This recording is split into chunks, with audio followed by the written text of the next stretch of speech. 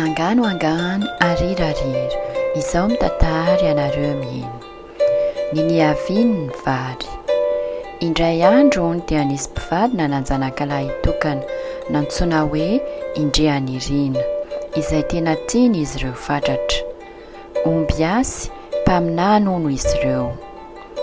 Indray alina dia nanonofy Indrianirina, fa nisy biby mananelatra nakazy ary nitondra azy teny amin'ny nosy kely iray.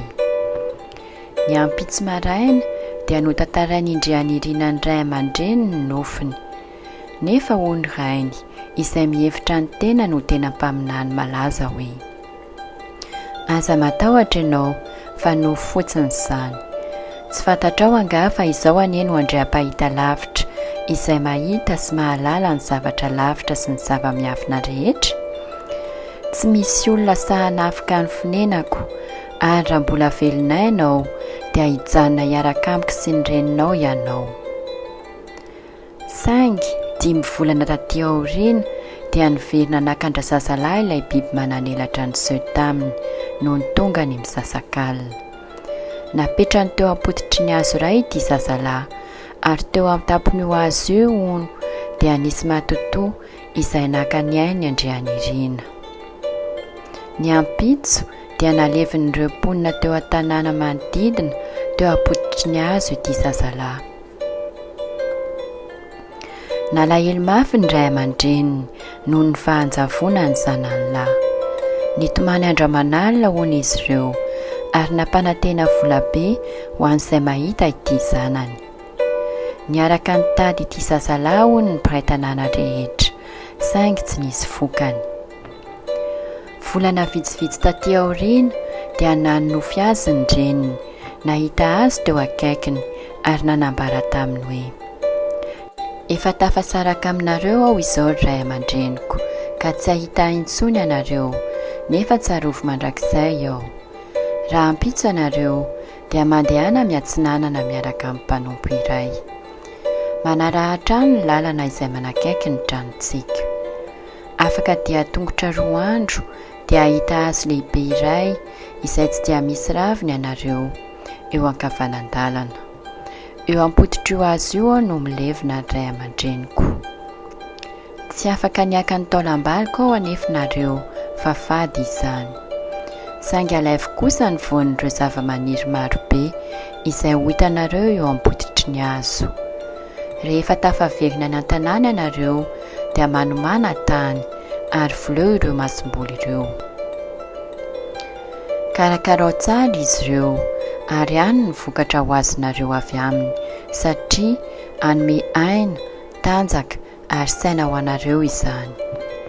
Tiavo ary karakarao tsara ireo masom-boly ireo, toy ny tiavanareo ahy, satria avy amiko izy ireo. Manao velomanareo aho ary mangataka anareo mba hanantanteraka ny faniriko.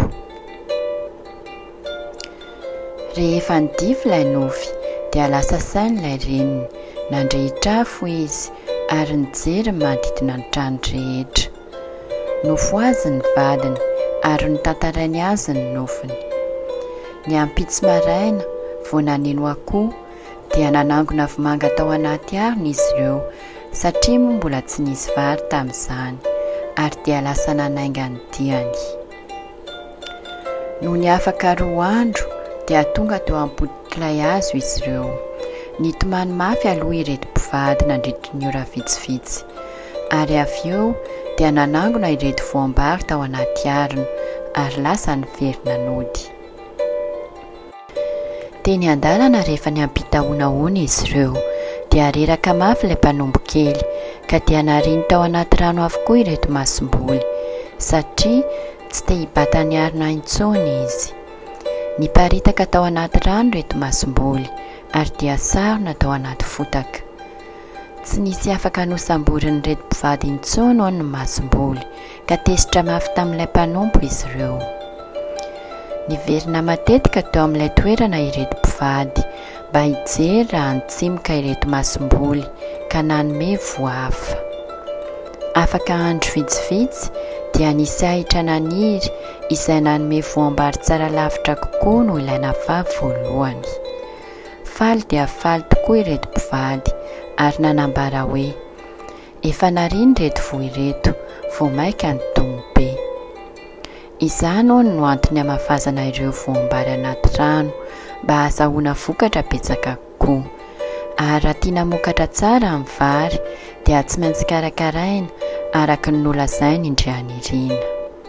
Raha tsy ampy ny vary dia tsy ampy koa ny hery sy ny saina.